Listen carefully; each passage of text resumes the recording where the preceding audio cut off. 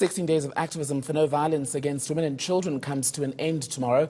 The annual campaign aims to encourage South Africans to actively participate to end the scourge.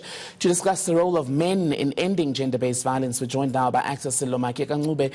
A very good morning to you, and thank you for coming on. Your involvement in this campaign, your passion for this is quite personal. Yep, it is. It is, and I think it's basically started in 1984 when it was evident that I had a propensity for being violent, you know. But fortunately, from that time on, I think from 84 on up until, you know, I had a conscience that spoke to me.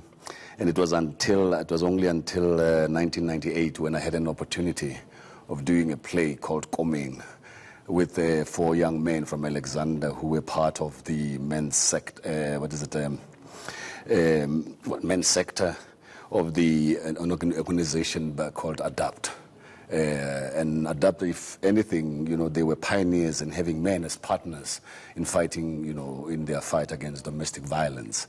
And I worked with these boys, and we came up with this play called Komeng, which Komeng is a sort of word for going to the mountain, for the rite of passage. And if you remember very well, Komeng, I mean, when you go to the mountains, it's all about enduring physical violence and coming, you know, at the end, on the other side of it. And with Komeng, basically, you know, it was more, we used that as a metaphor for a psychological, a psychological initiation. Let's talk about the psychology then. What was it in your case that made you so violent with women? Look, I mean, you know, the thing is, you know, we kind of grow up in an environment that is violent. And I mean, I grew up, and my youthful days were during the height of apartheid. And you grow up in an environment that, you know, that is violent, and you see it happening around you, and you think it's a way of life, you know, and that's basically has to do with social conditioning. But I think in dealing with that, you know, I mean, you know, I want to share this thing, this quote by MSZ. You know, and MSZ says, "Beware my body and soul, beware above all of crossing your arms and assuming the sterile attitude of a spectator. For life is not a spectacle, and a sea of griefs is not a proscenium, and a man who wails is not a dancing bear." And I think for me, you know, men out there are crying, you know, and it's basically their pain that they you know, that they're going through personally.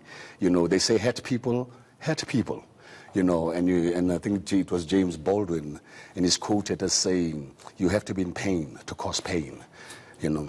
What is your response then to people who say in these conversations about the role of men in reducing the scourge of gender-based violence, often we humanize the abuser at the expense of those who are abused? Some even go as far as saying we make excuses for abuse of men. We're not making an excuse. I don't think we're doing that, you know. I don't think we're doing that. But I think, you know, we have to discuss the problem holistically, you know, and hence I'm saying, and the thing is, and, you know, sometimes when we talked about gender-based violence, we tend to just, you know, throw a blanket over it. But there is domestic violence where there's, what you call it, intimate partner violence. And there's a very, you know, there's certain circumstances that actually lead to that, you know, the things that happen in that space.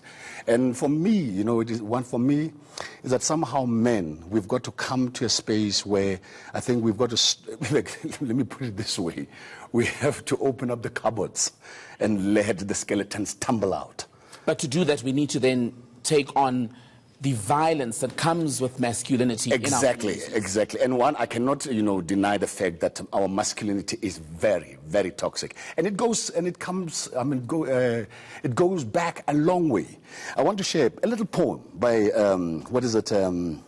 Mongani Wallis wrote. And this poem, I mean, was in a collection of my poems, of his poems that I bought, I think, in the 70s.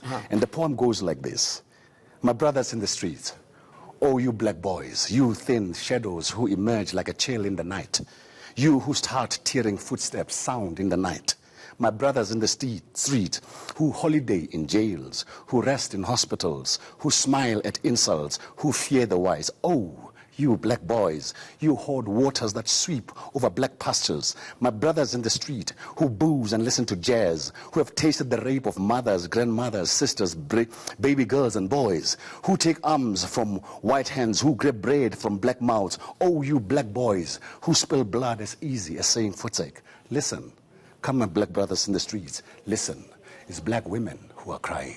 And on that note, I want to speak about the role of the arts in being able to help the messaging. I mean, we see a lot being done by NGOs. The government also has messages around this period and sometimes through the year. Yeah. What is the duty of you as an artist and the rest of the industry in helping to fight the scourge? You know, I'll tell you one thing that the arts does. I mean, as an actor, it was John Ledwaba who said an actor is an instrument for mind liberation.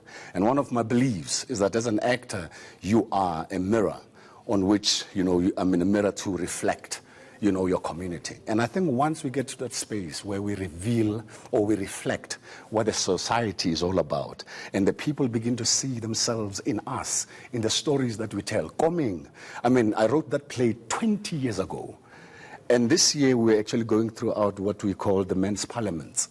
And the play was performed throughout the provinces. And that just goes to show, if a play that was done 20 years ago is still relevant now, it means something hasn't moved.